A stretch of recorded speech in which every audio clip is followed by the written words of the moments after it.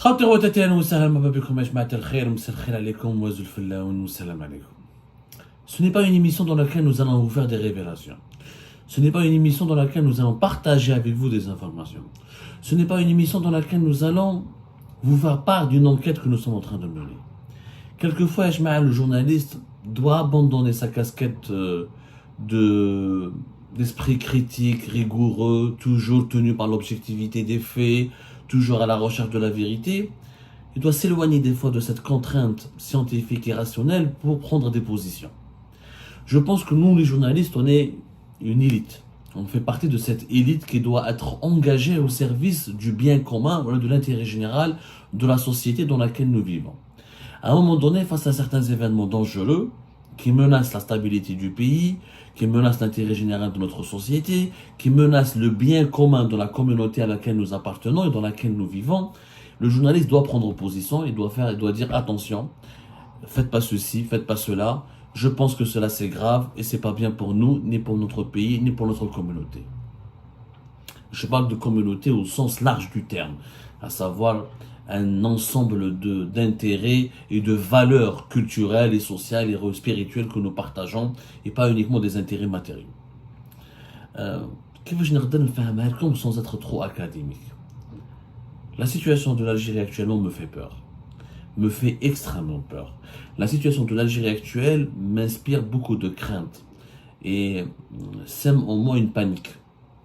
Je ressens une certaine panique. Parce que je vois que dans mon pays, il n'y a que des démissionnaires, des fatalistes et des peureux. Plus personne ne s'intéresse à l'intérêt général de l'Algérie, plus personne ne veut s'engager, plus personne, en tout cas la majorité écrasante des personnes, que ce soit les compatriotes ou là, surtout nos élites, surtout les élites, les gens qui ont de l'intelligence, qui sont instruits, que la vie leur a permis d'avoir la chance de pouvoir s'instruire, de faire des études, d'avoir un capital social, d'avoir un capital économique, de pouvoir gagner de l'argent, d'avoir un certain rang social. Les élites, dans une société, c'est la locomotive. Le changement est porté par les élites. Il est peut-être exprimé et réclamé par les masses, mais porté et concrétisé par les élites.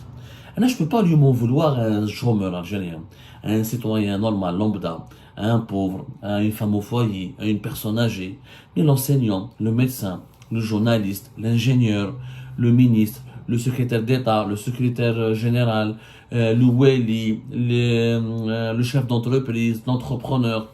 C'est des personnes à qui je peux et je pense en droit leur faire des reproches parce que la situation dans notre pays, elle est catastrophique. Plus personne ne réagit. Je vous une misère économique atroce, le règne du mensonge. La population algérienne ne s'est jamais autant appauvrie. Jamais des objets de consommation qui étaient naguère dans notre pays accessibles à la majorité des personnes et qui ne constituaient pas un luxe extraordinaire sont devenus aujourd'hui un objet de pénurie. Plus qu'un luxe, c'est devenu une utopie. La voiture en Algérie, c'est devenu une utopie.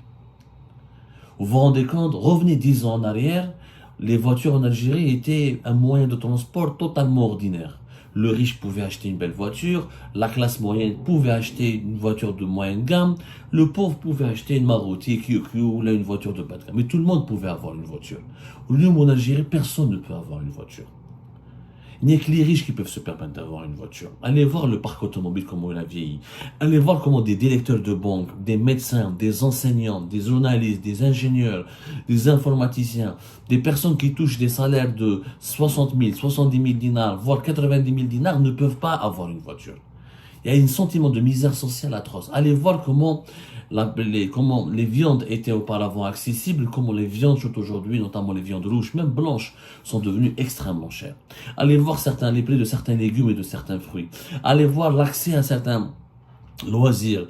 Allez voir la possibilité de voyager, comment il était plus facile avant la crise politique de 2019, comment elle est devenue hyper compliquée aujourd'hui. Allez voir comment on pouvait vivre dignement avec un salaire de 50 000 à 40 000 dinars auparavant, et comment aujourd'hui, et même avec un salaire de 80 000 dinars, on n'arrive pas à subvenir à ses besoins à cause d'une inflation à deux chiffres qui a martyrisé l'Algérie depuis 3 ans, de 2021 jusqu'à 2024, à cause d'un chômage massif. Allez voir comment le pays auparavant avait de nombreux chantiers. Allez voir les zones industrielles, comment elle était active, dynamique, comment il y avait des projets d'assemblage dans l'électronique, des projets de montage dans le mécanique, des projets de BTP, des projets de promotion immobilière. Allez voir aujourd'hui le nombre de logements qui sont invendus. Allez voir les promoteurs privés. Dites-leur combien de logements vous arrivez à vendre. Dites-leur combien de logements vides. Dites-leur comment... Allez voir les banques. Comment les gens n'arrivent même pas aujourd'hui, avant le crédit immobilier, on essayait de créer une dynamique. On n'arrive même pas à avoir un simple crédit à la consommation. Je vois la situation réelle sociale de notre pays. C'est dire la vérité. Je vois que depuis 2019, on n'a fait aucun projet. Aucun. Mais à part une gare Fidjelfa, une pierre qu'on a posée Cap Jennet, pour une station de dessalement de l'eau de mer, tout le reste, c'est le parachèvement, heureusement d'ailleurs, de projets qui ont été initiés sur Bouteflika. Mais il n'y a aucun nouveau projet. Tous les nouveaux projets qui ont été annoncés de 2019 à 2024 ne sont que de l'encre sur un papier, que des promesses sans lendemain. On ramène quelques pelles, quelques bulldozers Fitinouf pour dire soi-disant qu'on va faire une mine de fer fait Rajbilet. On nous promet des partenariats avec les Chinois dans le phosphate. On nous promet quelques investissements dans le pétrole et le gaz. Mais absolument rien. Paralysée économique totale. Où sont les voitures de l'usine de montage de Fiat? Où sont-elles ces voitures-là? Où sont les vêtements dont vous nous avez parlé, colon complexe, les Indes, etc. Hein? Allez voir les prix comparez les prix des chaussures et des baskets d'aujourd'hui et des vêtements d'aujourd'hui avec avant la crise politique de 2019. On met trop le Covid. Parce que moi, la pandémie de la Covid-19, ça a claqué la guerre en Ukraine en 2022. Covid-19 en 2020, 2022, les prix du pétrole et des hydrocarbures ont marqué une explosion. La moyenne du baril du pétrole était de plus de $100. Où est tout cet argent? Où est tout cet argent? Est-ce que les Algériens ont entendu, ou les chefs ou ils ont senti l'odeur de cet argent que l'Algérie a gagné en 2022? Pourquoi à l'époque de Bouteflika, il faut le dire, quand le pays a gagné beaucoup d'argent en 2009, 2010, 2011, 2012, jusqu'à même 2013, il y avait des ronds-points, il y avait des logements, il y avait des grandes distributions de logements, il y avait des stations de dessalement de l'eau de mer, il y avait des barrages, il y avait des usines, il y avait des groupes privés, il y avait des investisseurs étrangers qui venaient, il y avait des hôtels qui se construisaient, il y avait une dynamique. Où est le pays d'aujourd'hui? L'Algérie, elle est complètement terne, immobile. Terne, il joue pour quelques étrangers, il joue à juste quelques youtubeurs ou là quelques influenceurs étrangers, ils disent le buzz, on a droit les hommes, Djageri dormir chez vous une fois, il a occupé les devants de la scène pendant plus d'une semaine, 15 jours. Tellement il n'y a rien, tellement le pays est vide. C'est un désert économique et social. Mais qu'il n'y a aucune initiative. Paralysie totale, immobilisme total. Total, ما كاين والو كلش حابس البلاد. On a juste, qu'est-ce qui s'est passé de 2019 à 2024?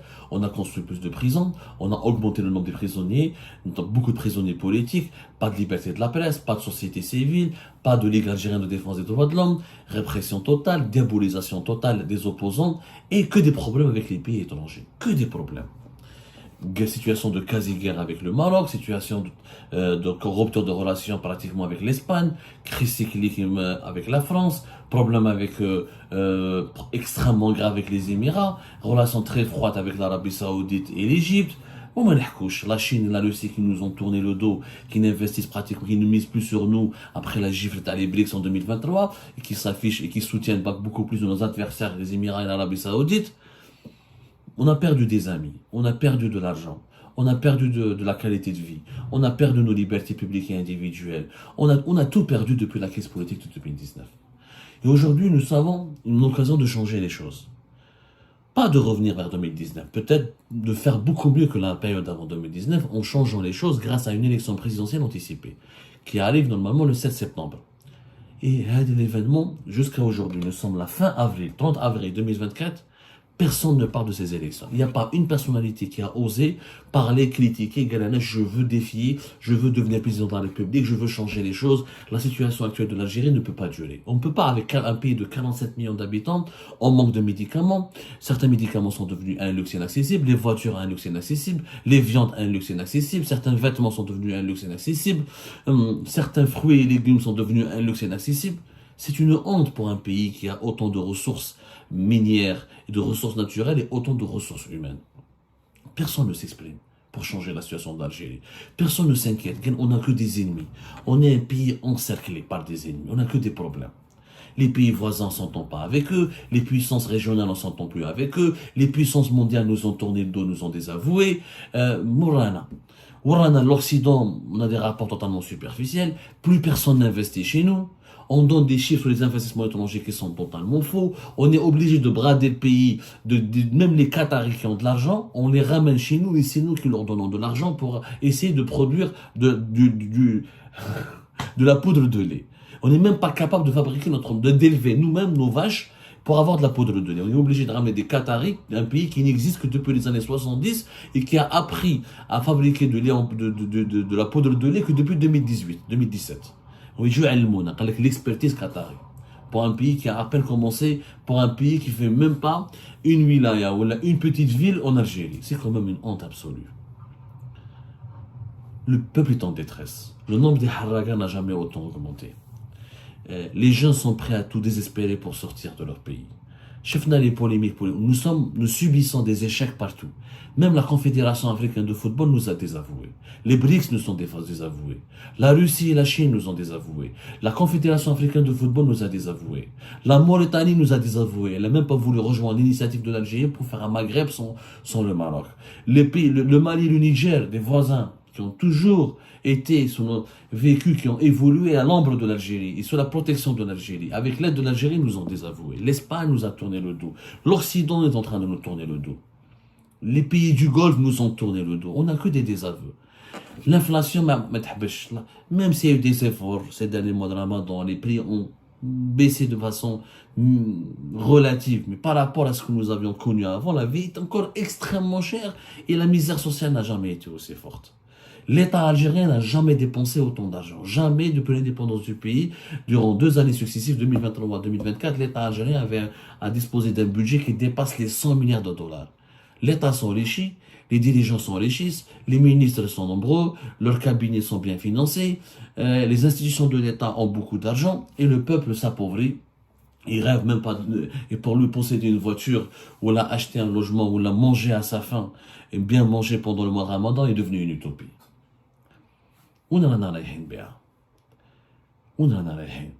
Personne ne parle. Où sont les personnalités nationales? وراهم لي سفيان جلالي لي لويزا حنون كان ليبوك دو بوتفليقه يهضروا دوكا يهضروا بشويه سفيان جلالي جي جديد ابان il a dans une phrase في الوطن je suis pas pour le deuxième mandat et depuis il a disparu. Louisa Hannoun قالت لك mon parti va participer aux élections. Elle a dressé un constat très critique mais en faisant très attention aux mots qu'elle utilise, mais elle n'a même pas osé dire qu'elle est candidate. Mais elle a personne ne veut changer les choses en Algérie. Personne n'a envie de se sacrifier. Ils ont tous peur. Les nadr ma Abdou on a peur. Smahna Abdou. Bah, le téléphone, ils khafou yahadrou. Comme les Algériens et les élites, surtout les élites, vivent dans une terreur généralisée. Ils veulent même pas parler au téléphone. Tadr ma'ahum, fi signal, fi WhatsApp, ils ont peur. Tout le monde a peur. Tout le monde a peur. Et pourtant, je parle à des personnes qui ont fait des robots. Des personnes que je connaissais vivent au Bouteflika, des robots, ils ont des manifestations, des rassemblements. Ah, mais avec ce régime, tout le monde a peur. Effectivement, ce régime met tout le monde en prison. En tout cas, il a mis beaucoup de monde en prison. Où est les Karim Tabou, ou Raham Jmaat el-Hirak, les Kanoui Khorjou en 2019, qui ont totalement disparu. Je comprends qu'ils aient peur. Je comprends que nous, en étrangers, on a plus de liberté de parole. Je comprends. Mais à un moment donné, quand tu as voulu te sacrifier en 2019 et défier le régime, pourquoi ce régime-là, vous avez peur de le défier? Pourquoi? J'en veux pas au peuple. Les jeunes, parce qu'ils ne sont pas politisés, je comprends. Ils ont vu le Hirak qui a échoué, ils sont désespérés. Ils voulaient que le Hirak a déjà échoué. On a fait partir Bouteflika, on a eu pire. Il ne faut plus compter sur le peuple. Maintenant, le peuple attend les élites. Le peuple attend une proposition, un projet de la part des élites. Des élites, si elles ne sont pas prêtes à se sacrifier. Pourquoi? Parce qu'elles ont peur, elles sont lâches, elles sont démissionnaires, elles n'ont pas envie de finir en prison. Maintenant, il y a 2 chemins. Moi, j'ai fait de la prison, j'ai fait de l'exil, on m'a pris mes enfants. Moi, j'aurais pu, franchement, Anna, par exemple, j'aurais pu fermer ma gueule. J'aurais pu fermer ma gueule, négocier avec le pouvoir, je récupère mes enfants, نسكت ونحبس journalisme, نحبس Algérie Pass, عندي خدمة في باريس لهنا ونهبط نطلع للبلاد وراني عايش là. Mais l'intérêt général de notre pays. Voilà. Quand on est une personnalité politique, surtout des personnalités politiques qui ont occupé des fonctions de l'État, les Lamamra, les Belkhadem, les Ali Benflis, les Malaba, les Chanaya, les Louisa Hannon, les grandes femmes, personnalités politiques, comme Louisa Hannon, comme Sofiane Djilali, qui m'a Karim Tabou, qui m'a. Quand on a joué un rôle important dans la société civile, on a occupé des fonctions importantes au plus haut sommet de l'État. On n'a pas le droit d'être lâche, on n'a pas le droit d'avoir peur. Quand on a 60 ans, ou là 65 ans, ou là, où je traffe, ils vont te mettre en prison, ils vont faire de toi un martyr. L'histoire retiendra que tu as été un martyr. L'histoire retiendra que tu as été un martyr. Et il faut faire un choix maintenant, on démissionne tous. Et on abandonne l'Algérie. Regardez de l'Algérie, on a renoncé à ce pays, on veut tous partir à l'étranger, ou où on décide réellement de s'engager, de se battre pour notre pays et de faire de notre mieux pour le redresser. Et nous avons une occasion, les élections présidentielles. Ils ont voulu les reporter, Makadroch. Ils ont voulu les annuler, Makadroch. Ils essayent encore, un courant fort au sein du pouvoir algérien essaye toujours de reporter, d'annuler les élections du 7 septembre prochain pour éviter l'alternance au pouvoir. Et on leur a fait barrage, on a fait des révélations, on a joué un rôle. On a les gens qui sont à l'étranger, les journalistes indépendants qui sont basés à l'étranger, les activistes indépendants basés à l'étranger. On a pu empêcher ce scénario chaotique qui aurait empêché l'alternance au pouvoir et qui aurait prolongé le statu quo. Mais là, on a l'impression que plus personne ne veut s'engager. Élection présidentielle ou pas, personne ne veut s'engager. Tout le monde attend ou que Tebboune meure, ou que Tebboune décide de ne pas y aller, ou que Chengreha meure, ou que Chengreha soit enlevé pour s'engager. Ce n'est pas comme ça que ça marche, Yachma. Un grand président américain avait dit « Ne demande jamais ce que ton pays a fait pour toi, mais ce que toi as fait pour ton pays. » C'est peut-être la citation qu'on devrait l'appliquer. Il faut arrêter que nous, les élites, encore une fois, quand on a un certain niveau intellectuel, un certain niveau d'instruction, quand on a occupé une fonction plus haut sommet de l'État, quand on a occupé un rôle dans la société civile, on a des responsabilités plus importantes que le chômeur, que le zawali, que l'agriculteur. يجيك واحد مسكين معنا فلاح من عامة ولا مسكيدة ولا chômeur ولا واحد ما قراش ولا je peux pas lui en vouloir. Mais on a les outils pour se battre, pour s'engager pour on a les outils. On a les élites, on a les outils. Que personne ne s'engage pour les élections présidentielles, que tous les poids lourds de la vie politique algérienne se taisent ou observent un silence lâche en attendant de subir les événements,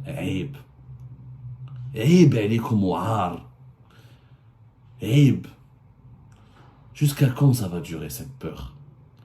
Pourquoi ne pas briser? Et de Louisa Hannon الحبس, et de Sofiane Djilali الحبس, et de Mustafa Biklouch, et de Ronga الحبس. Il peut pas tous les prendre. Il y a une élection qui se joue. Et même s'ils les prennent tous en prison. Le colonialisme l'a fait, il a pris beaucoup de têtes pensantes dans la révolution. Ça n'empêche que le colonialisme a été battu. Ils ne peuvent pas les maintenir en prison des années et des années. Je suis au Sénégal. À un moment donné, quand il va voir que le peuple, quand il va voir que l'élite se bat et se sacrifie, peut-être que là, il va se mobiliser contre l'injustice. Peut-être que là, il va sortir dans les rues avec pacifisme pour demander et défendre un projet de changement. Mais que chacun reste chez lui à attendre. Et le temps passe, et l'Algérie trépasse. On recule et on régresse. Je suis désolé, cette Algérie démissionnaire, fataliste et peureuse, je ne la reconnais plus. L'Algérie engagée, l'Algérie qui veut se battre, l'Algérie qui avait des rêves, elle me manque cruellement. Et j'ai bien peur que cette Algérie n'existe plus.